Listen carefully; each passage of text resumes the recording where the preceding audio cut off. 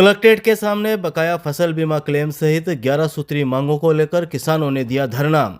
चूरू के कलेक्ट्रेट के सामने गुरुवार को बकाया फसल बीमा क्लेम सहित 11 सूत्री मांगों को लेकर जिले भर के किसान लामबंद हो गए। अखिल भारतीय किसान सभा के बैनर तले अपनी मांगों के समर्थन में किसानों ने कलेक्ट्रेट के सामने धरना प्रदर्शन किया। इस बीच किसानों की प्रशासन से वार्ता भी हुई जो बेनतीजा रही। अखिल भारतीय किसान सभा के जिला मंत्री उमराव ने शाम 4 बजे करीब बताया कि बकाया फसल बीमा क्लेम जारी करने, क्रॉप कटिंग रिपोर्ट और गारंटी उपज के आंकड़े उपलब्ध करवाने, सिंचाई हेतु 6 घंटे बिजली, चौधरी कुंभाराम आर्य लिफ्ट कैनाल में रबी फसलों की सिंचाई हेतु नहर में पानी दिए जाने, चौधरी कुंभाराम आर्य लिफ्ट कैनाल की साहवा वितरिका और गाजूवास माइनर निर्माण के लिए अवाप्त की गई कृषि भूमि का डीएलसी दर का 4 गुना मुआवजा दिया जाने, चौधरी कुंभाराम आर्य लिफ्ट कैनाल का स्वीकृत रकबा 2.40 लाख हेक्टेयर के लिए नहर निर्माण करने, मनरेगा में 200 दिन काम और 600 रुपये मजदूरी व कर्ज माफी सहित 11 सूत्री मांगों को लेकर यह धरना प्रदर्शन किया गया।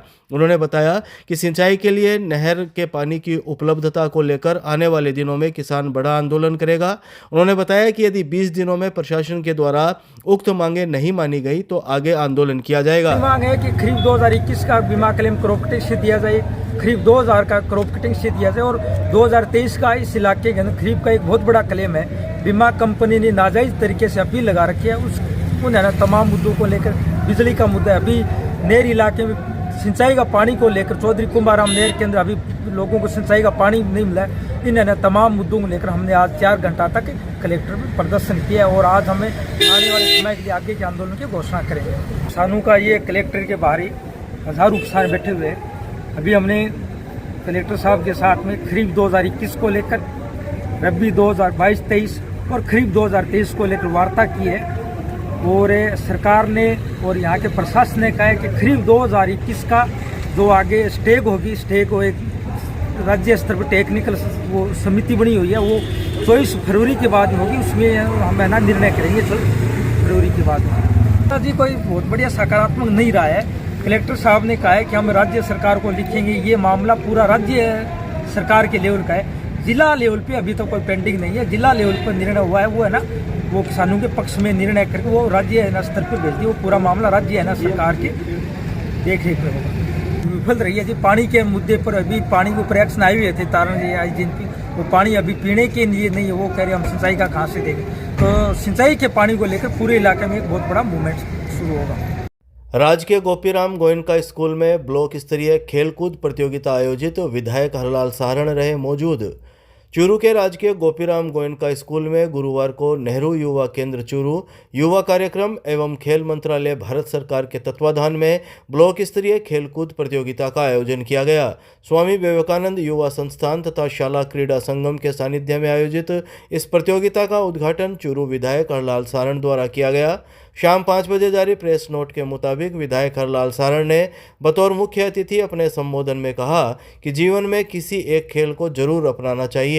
उन्होंने मौजूद स्टूडेंट से कहा कि मोबाइल का कम से कम उपयोग करते हुए अधिकाधिक समय स्वाध्याय और खेलों में व्यतीत करना चाहिए।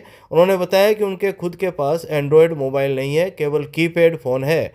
इस मौके पर विधायक हरलाल सारण ने विद्यालय परिवार की लंबित मांग पर क्षतिग्रस्त टीन शेड हॉल के रेनोवेशन के लिए विधायक कोष से 3 लाख रुपए देने की घोषणा भी की। स्कूल प्राचार्य ओम फकेड़िया ने स्वागत भाषण में विद्यार्थियों को शैक्षणिक गतिविधियों के साथ साथ खेलों में भी भाग लेना निहायत आवश्यक बताते हुए कहा कि खेलों से बौद्धिक, शारीरिक और मानसिक विकास होता है। विशिष्ट अतिथि नेहरू युवा केंद्र के उपनिदेशक मंगलराम जाखड़, विजय कुमार, सहीराम पुनिया, सलाहकार समिति सदस्य नेमी चंद जांगीड़, युवा मंडल जिलाध्यक्ष अनिल प्रजापत व कॉन्ट्रैक्टर सुनील ढाका ने भी कार्यक्रम में अपने विचार व्यक्त किए। उद्घाटन मैच में वॉलीबॉल खेल प्रतियोगिता में कड़वासर टीम व कबड्डी में ढाणी लक्ष्मण सिंह की टीम विजेता रही। कार्यक्रम का संचालन प्रताप सिंह नाथावत ने किया। हनुमानगढ़ी मंदिर के सामने मिले 2 भ्रूण का पुलिस ने करवाया पोस्टमार्टम, अज्ञात के खिलाफ सदर थाने में मुकदमा दर्ज। चूरू के सदर थाना अंतर्गत हनुमानगढ़ी मंदिर के सामने मृत मिले 2 अज्ञात भ्रूण का पुलिस ने डीएनए आदि के लिए पोस्टमार्टम करवाया और अज्ञात के खिलाफ सदर थाने में मुकदमा दर्ज किया है। पोस्टमार्टम के बाद पुलिस ने दोनों मृत भ्रूण अंतिम संस्कार के लिए नगर परिषद को सुपुर्द कर दिए। मामले की जांच कर रहे सदर थाने के एएसआई गिरधारी लाल सैनी ने गुरुवार सुबह 11 बजे करीब जानकारी देते हुए बताया कि 11 फरवरी 2025 की शाम को हनुमानगढ़ी मंदिर के पास कचरे के ढेर में 2 अज्ञात मृत भ्रूण पड़े हुए मिले थे, जिनको लेकर सदर थाने के हेड कांस्टेबल मनोज कुमार ने मुकदमा दर्ज करवाया कि किसी अज्ञात व्यक्ति द्वारा उक्त दोनों शिशु भ्रूण जीवित पैदा होने से रोकने या जन्म के पश्चात उनकी मृत्यु कारित करने के आशय से फेंका गया है। सदर थाना पुलिस ने बीएनएस की धारा 91 में मुकदमा दर्ज किया और इसकी जांच एएसआई गिरधारी लाल सैनी को दी गई। एएसआई गिरधारी लाल सैनी ने बताया कि उक्त दोनों मृत भ्रूण का राजकीय भर्तिया अस्पताल की मोर्चरी में पोस्टमार्टम करवाकर उन्हें नगर परिषद को अंतिम संस्कार के लिए सौंप दिया गया है। पोस्टमार्टम रिपोर्ट में प्रारंभिक तौर पर सामने आया है कि गर्भ में ही उक्त दोनों की मौत हुई थी। हनुमानगढ़ी के पास किसी व्यक्ति ने फ़ोन किया कि 2 नवजात अज्ञात भ्रूण पड़े हैं, जिस पर मौके पर पहुंच के मोर्चे रूम में रुकवाया गया। आज पोस्टमार्टम किया जा रहा है। चिकित्सक ने बताया कि ये पेट में मरे हुए हैं। झारिया मोरी पर कार और बाइक की भिड़ंत में 2 व्यक्ति घायल, जिला अस्पताल में इलाज जारी। चूरू शहर की झारिया मोरी पर गुरुवार को कार और बाइक की भिड़ंत में बाइक सवार 2 व्यक्ति घायल हो गए। घायलों को राजकीय भर्तिया जिला अस्पताल के आपातकालीन वार्ड लाया गया, जहां चिकित्सकों और नर्सिंग स्टाफ ने उनका इलाज शुरू किया। सूचना के बाद कोतवाली थाना पुलिस ने मामले की जानकारी जुटाई। कोतवाली थाना पुलिस से शाम 6:30 बजे करीब मिली जानकारी के मुताबिक चूरू के चांदनी चौक निवासी 59 वर्षीय बाबूलाल और 20 वर्षीय वीरू बाइक पर जा रहे थे, तभी झारिया मोरी पर एक कार ने उनकी बाइक को टक्कर मार दी, जिससे बाबूलाल और वीरू सड़क पर गिरकर घायल हो गए। घायलों को चूरू के राजकीय भर्तिया जिला अस्पताल के आपातकालीन वार्ड लाया गया। इधर हादसे के बाद कार ड्राइवर कार को मौके पर छोड़कर फरार हो गया।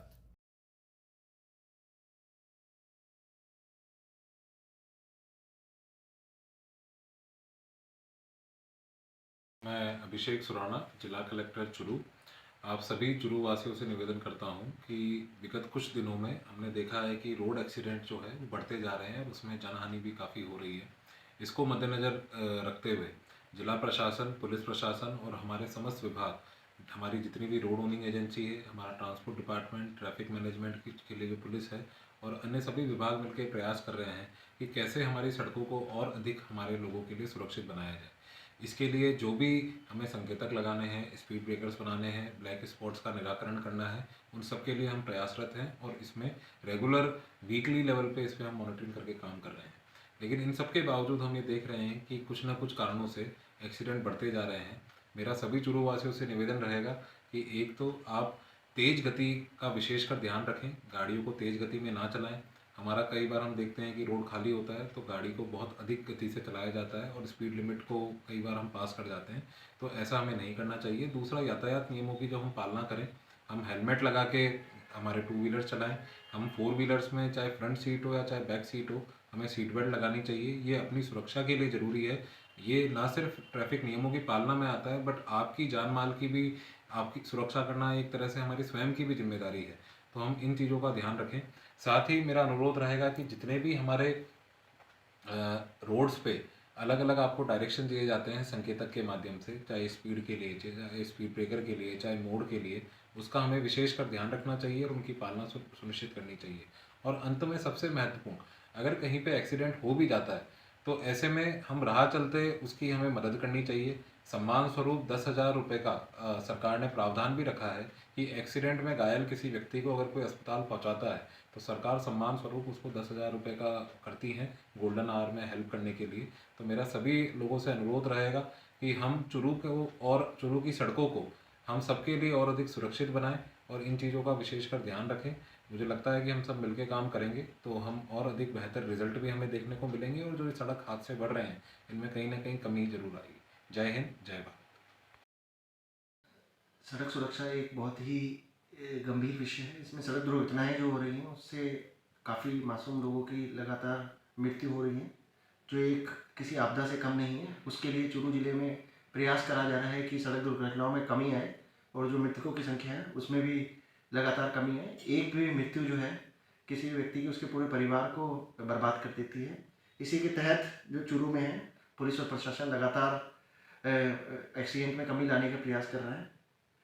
सड़क हादसों की रोकथाम के लिए गंभीरता से जिले में प्रयास करे जा रहे हैं। सड़क सुरक्षा को लेकर जागरूकता एक बहुत बड़ा हिस्सा होता है, उसमें भी काफ़ी प्रयास करे जा रहे हैं कि लोगों को जागरूक करा जाए कि यातायात नियमों का जो है उसका लगातार पालना करें, और जो नियम जो बनाए गए हैं और कानून बनाए गए हैं मोटर वाहन अधिनियम के, उसकी पालना करें ताकि अपने को भी सुरक्षित रखें और पूरे दूसरे लोग हैं वो भी सुरक्षित रहें।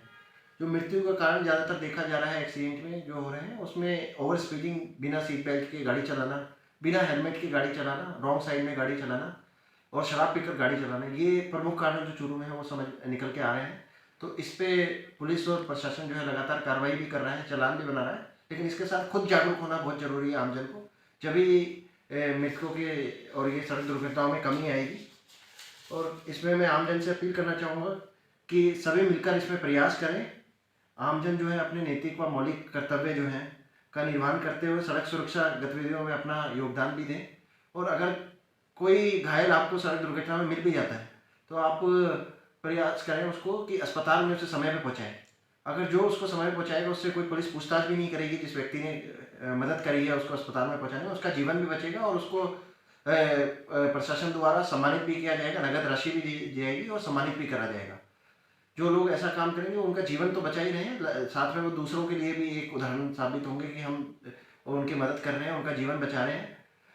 तो यही मैं अपील करना चाहूँगा कि सब मिलजुल कर एक साथ काम करें और यातायात नियमों का पालन करें और दूसरों को भी जागरूक करें ताकि सड़क दुर्घटनाओं में कमी आए।